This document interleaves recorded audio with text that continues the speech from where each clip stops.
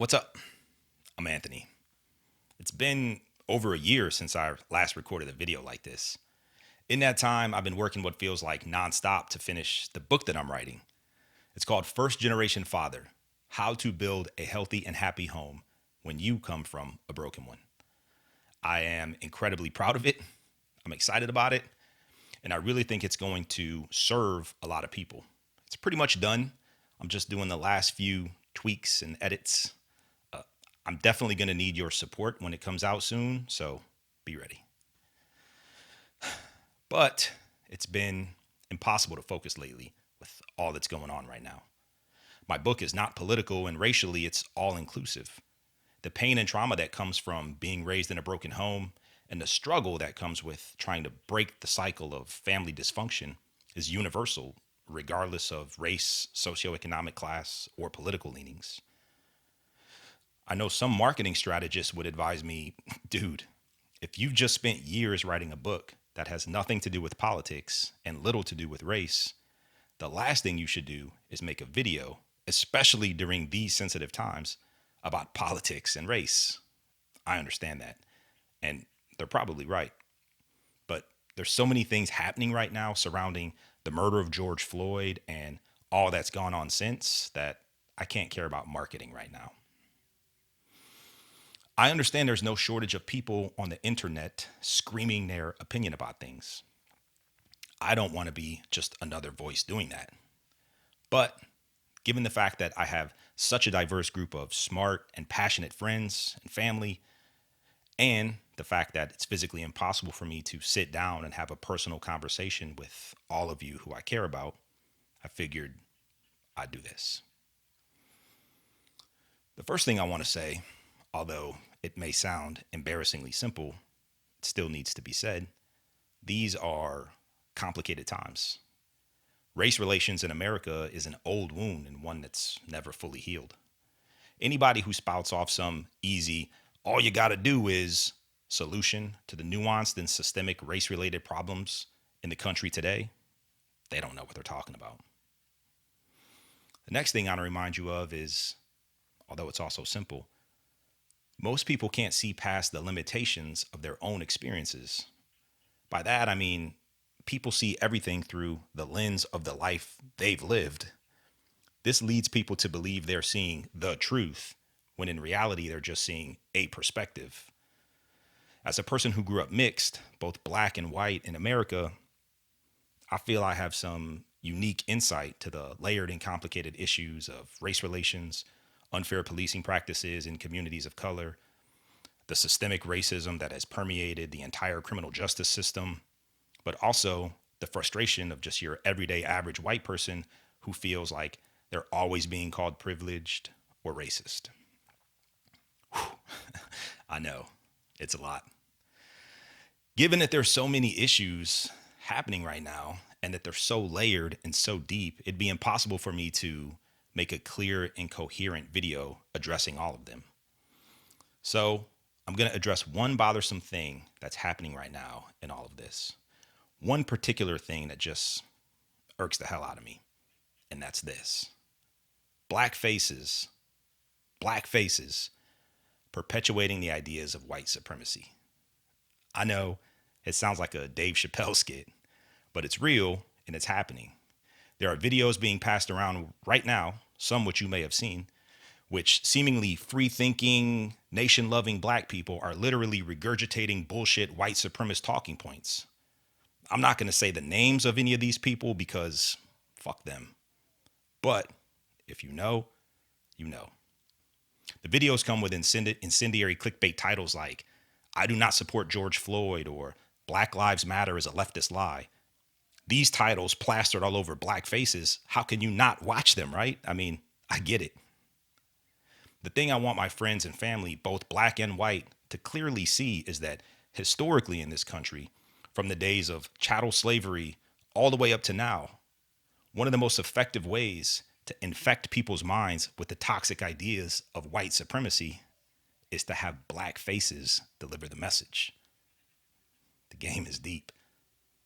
Now, if you've only recently started to explore systemic racism and exactly how deep and tangled its roots are within the origins of this country, this might sound like some crazy conspiracy theory to you.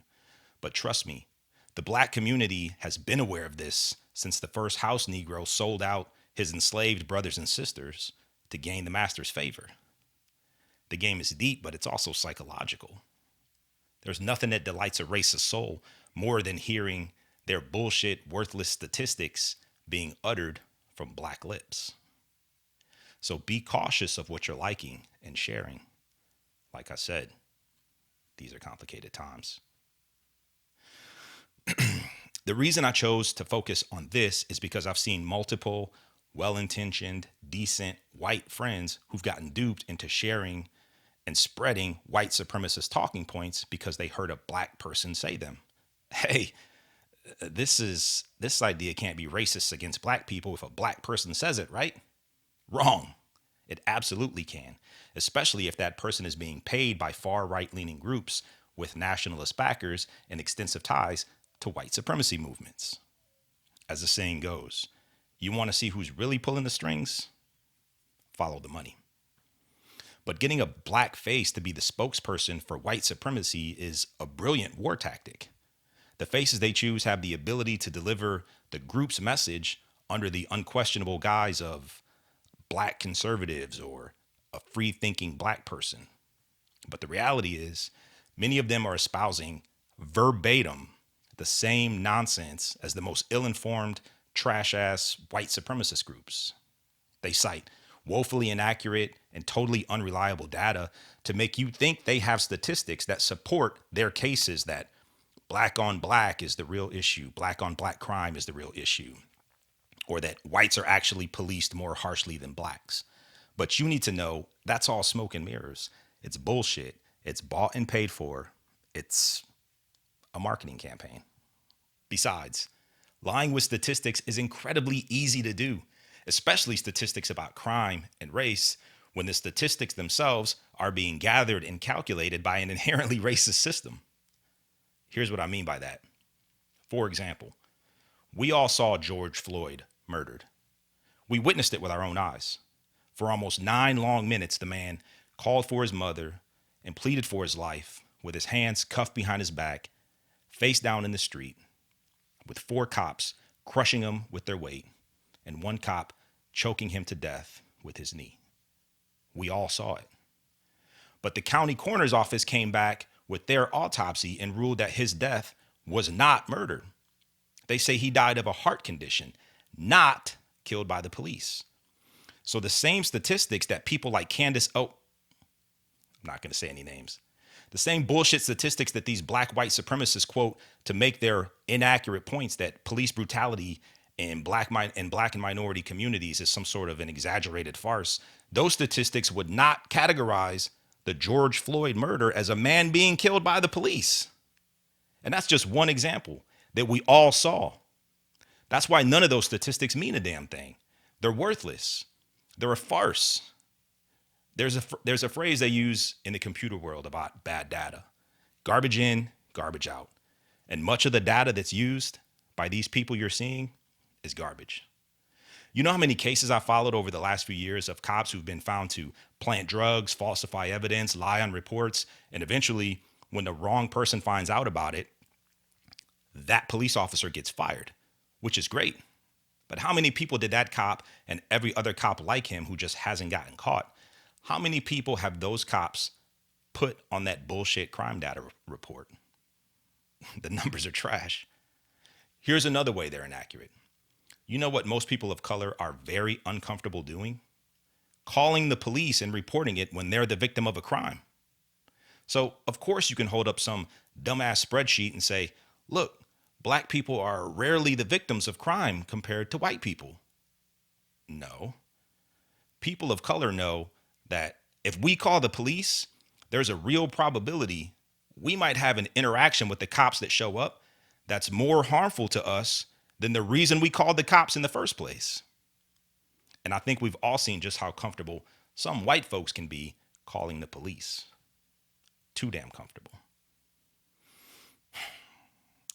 I'm sorry, it's just irritating because These black white supremacists, they want to trot these lame ass numbers out to present black Americans as disproportionately prone to criminality.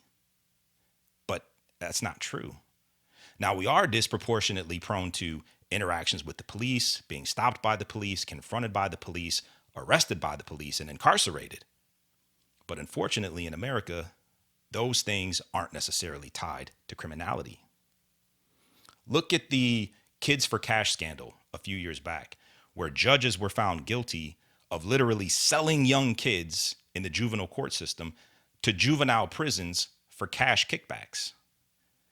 Do some research on the for-profit prison system and see how it actually works. You might be surprised. You can see corporations who are having their products made by prisoners as almost slave labor, selling their products at full price, making huge profits, and then giving contributions to politicians who enact laws and appoint judges to make sure the prisons are full and their product keeps getting turned out.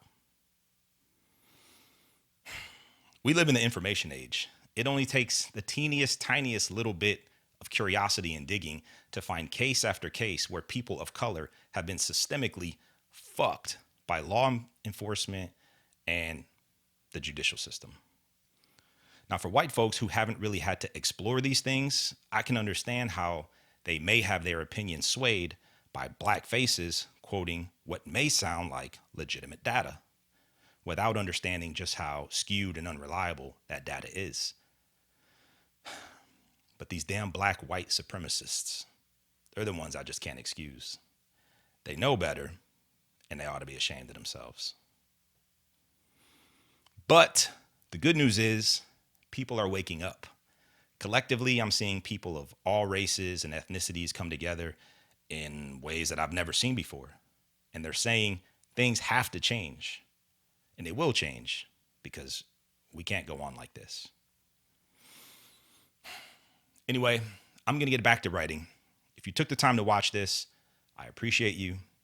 I respect you. And I encourage you, no matter who you are or where you are in life, how you see yourself in all the craziness that's going on, keep growing, keep evolving, keep trying to see things from varying perspectives because we can only make things better together. Everything connects. Peace.